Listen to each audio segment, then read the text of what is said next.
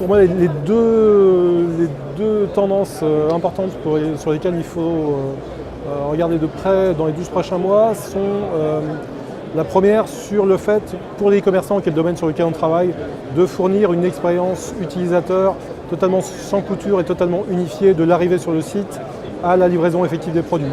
Les e-commerçants sont généralement assez bons sur toute la partie virtuelle du e-commerce, donc jusqu'à la passation de la commande.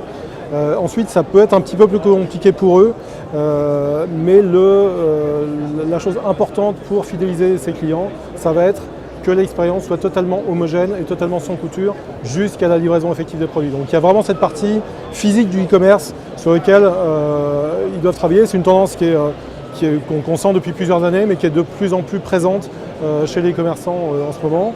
Et la deuxième tendance assez lourde, on a beaucoup parlé ces dernières années de cross-canal, d'omnicanal.